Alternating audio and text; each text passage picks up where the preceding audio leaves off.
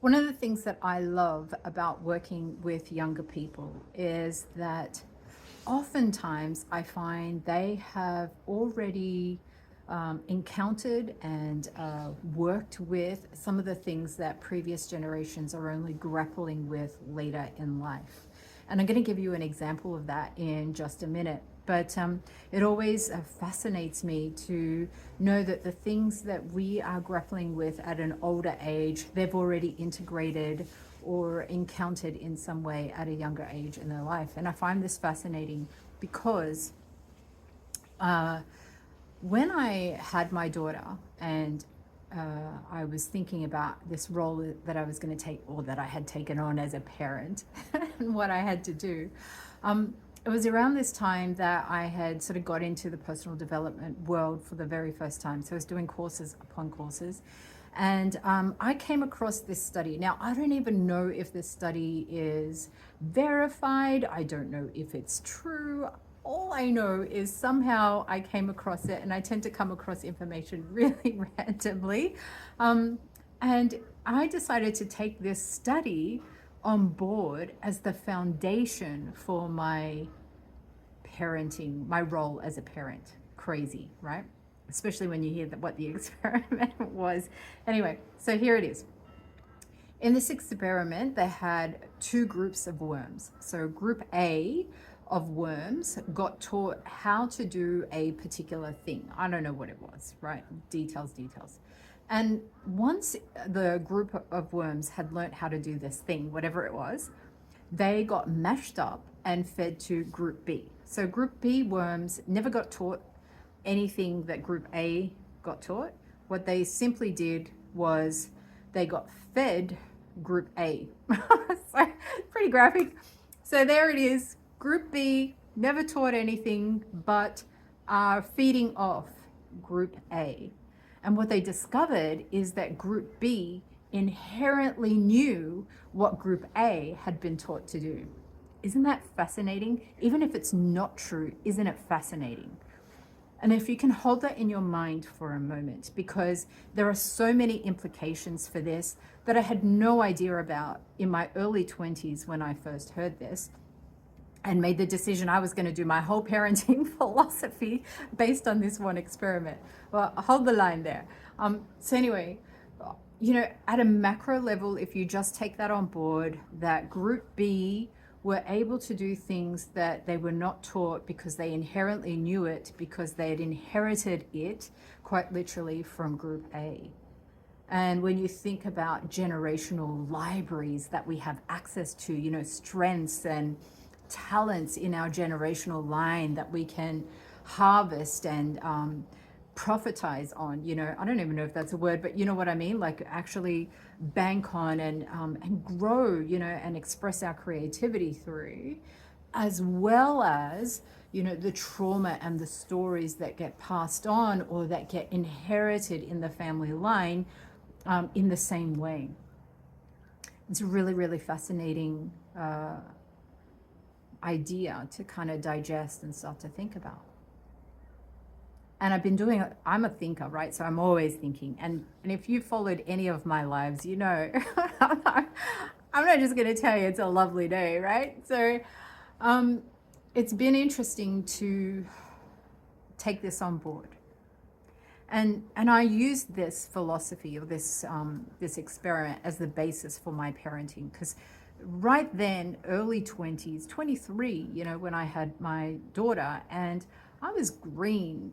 I often joke about this, and you can have a little chuckle at my expense. I'm quite okay with that. But I was so green, I thought the world was Catholic. And I just discovered at 18, oh, this is not quite the case. Oh, it's a little embarrassing, but also very true.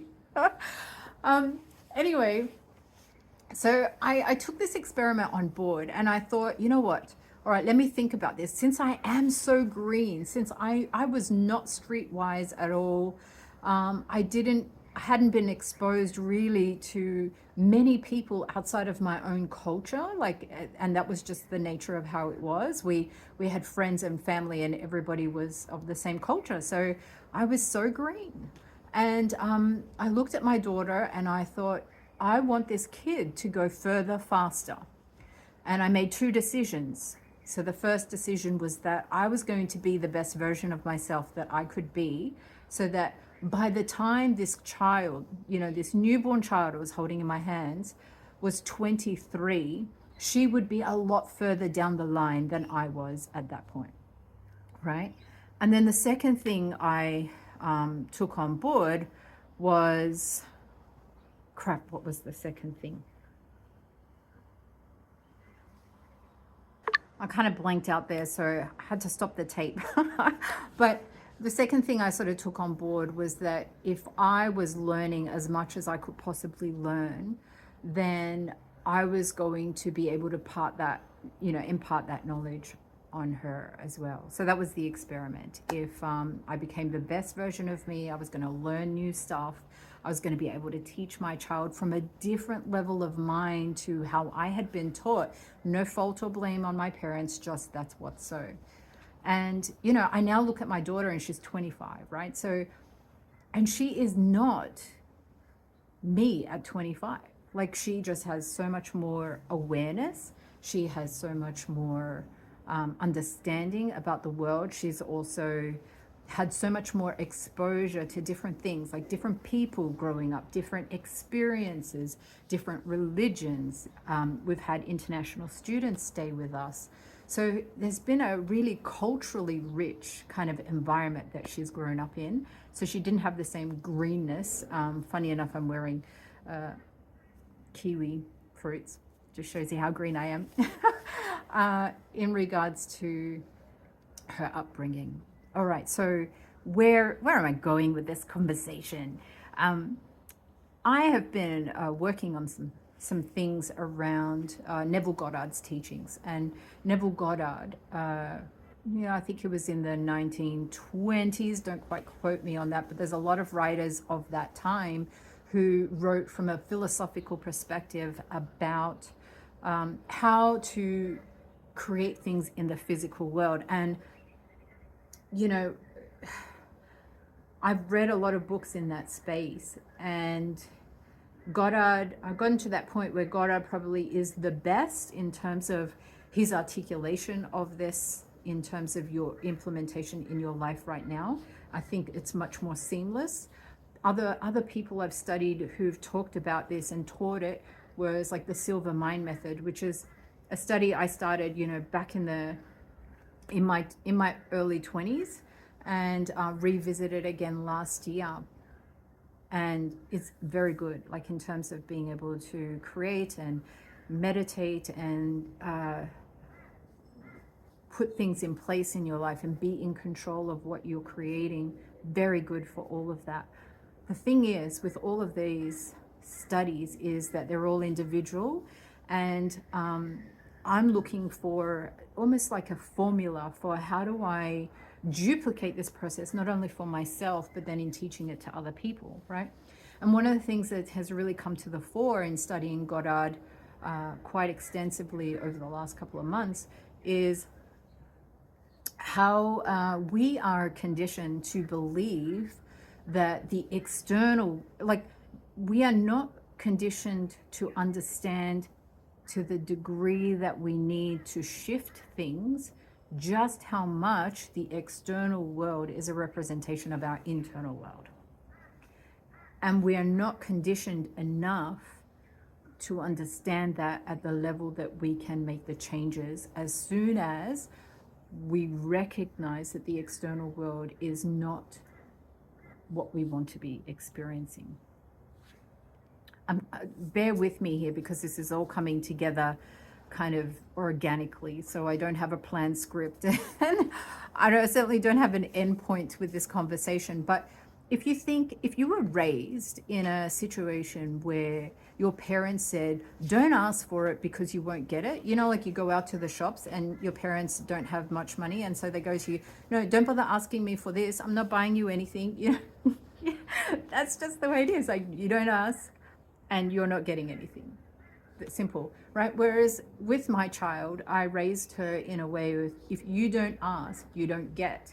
The complete opposite messaging. And so what this does as a person, if you're conditioned with don't ask because you're not going to get it, then your external environment has no relationship with your internal environment. The two are disconnected. And you don't realize just how much of your external environment is a reflection actually of your internal environment. So because you don't realize that, you then think you're a victim of your external environment, right? Now, when you can flip the switch on that, it's not just a matter of saying the external environment is a mirror of my internal environment, because that's true. But there's another level to it, is that everything got created in here first, and what you're seeing out there is what you created in here. And that's a harder pill for most people to swallow, because it requires you to have a very high degree of honesty with yourself. And let's face it, sometimes we do crap and we're responsible for crap in our lives that is just difficult to accept that we're responsible for it. And so it's much easier if it's the government's fault, or, the black sheep of the family's fault, or anything other than yourself. And I totally get that. I totally get the temptation to have it be external to you. But I also understand now just how important it is to bring that responsibility back here, and being responsible for absolutely all of it. But it's not a responsibility that comes with burden. It's a responsibility that comes with power and control, because when you can bring that back into here and look at your external environment and all of the people in it, and you realize, okay, these are things that got created in here before they got created out there, you can do an assessment, an audit on your life. What's working, what's not, who's in your life that shouldn't be in your life anymore, who's not in your life that should be, and start thinking from that. Here's the biggest hurdle with thinking like that. It comes down to your conditioning and your beliefs, but it comes down to, so your conditioning and your beliefs will be a barrier to you thinking that way. What is also a barrier to you thinking that way is your inner critic. So let's say that you took me at my word and you were going to try your own experiment in your own environment. And you sat down, piece of paper, and you thought about, hey, what do I want for my life, even for the next 30 days?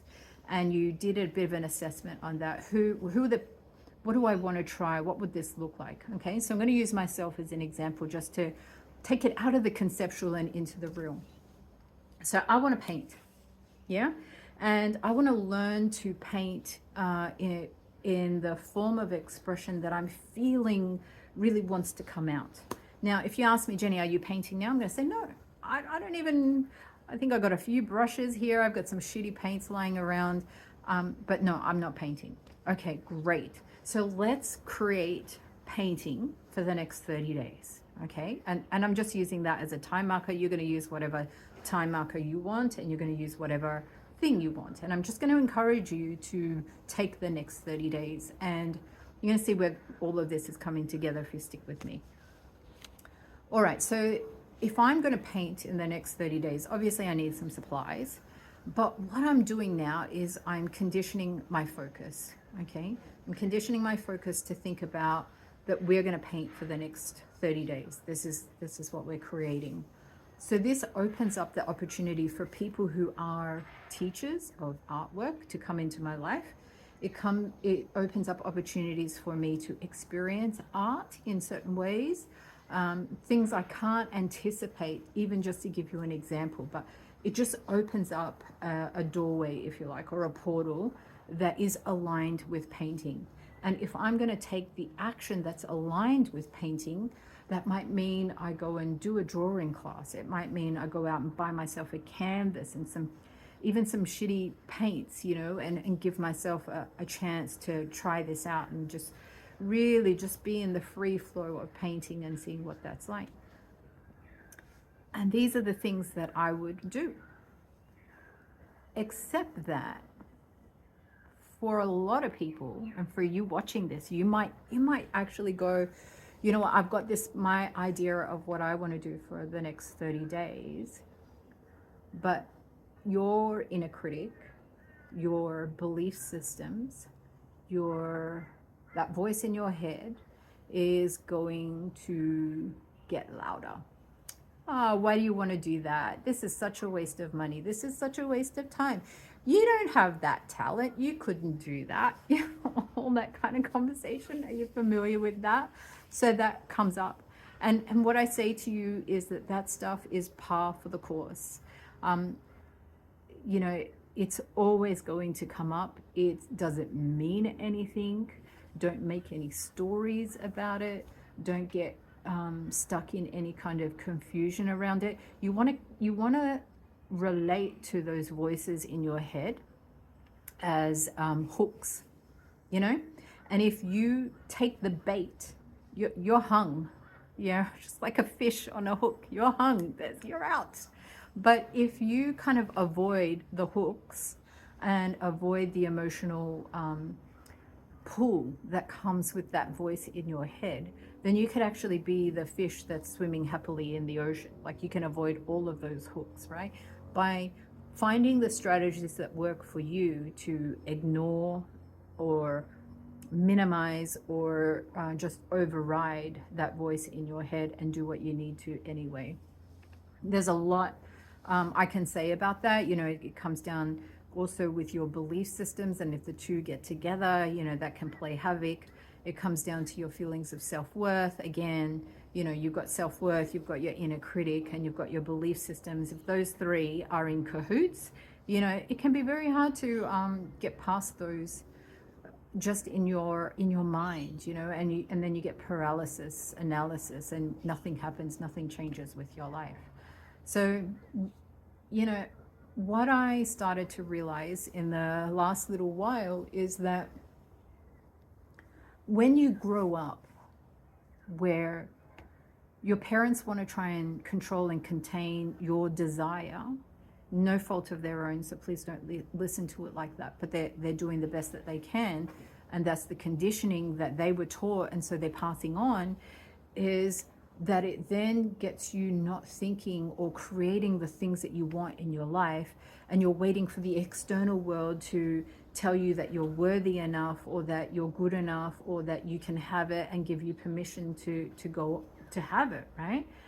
And what I'm seeing more and more is that if you can create what you want first, the rest of everything around you changes and morphs in ways I cannot articulate, to be able to provide you with the experiences, the opportunities, the people, the resources, the whatever you need and you want to be able to fulfill on that.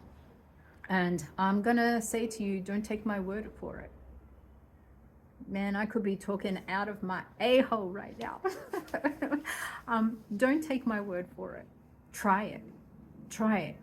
And when you try it, I want you to think about, firstly, just write down what it is that you want, what you're going to create for yourself for the next 30 days or within the next 30 days. So put a date on it, say exactly what it is that you want, and then I want you to start to monitor not only the thoughts that come up, but more so how are you dealing with the thoughts, and to make sure that you're not getting hooked. All right, so don't be a fish, don't get hooked. Avoid those hooks in ways that you can. Develop some strategies, you know. What's it going to be for you? I think Joe Rogan, I heard him one time say something like, you know, the way he deals with his inner critic is he tells it to fuck off. And I thought it was pretty straightforward. And that's going to work for some people, it's not going to work for others, whatever. Just understand it's a hook, and if you take the bait, you're going to go down the same predictable line of thinking and feeling and inaction. But if you don't take the bait, you have an opportunity to realize what you want in that 30-day period. All right, so I'm going to circle right back to the beginning here, is that think of this like an experiment. Take the next 30 days to create what you want for your life. Pay attention to what shows up in your environment. Pay attention to what shows up in terms of the actions that you're prompted to take, you know, from an intuitive perspective. and pay attention to how the world starts to shift around you, but don't look for signs. Just do the work. Do the work, and it doesn't even have to be hard work. It doesn't have to be force and pushing. It's just getting into the practice of asking for what you want. That's how I would summarize it. Get into the practice of asking for what you want, and get into the practice of doing this not only with yourself, for yourself, but with other people. You want a Vegemite sandwich? Ask for a Vegemite sandwich.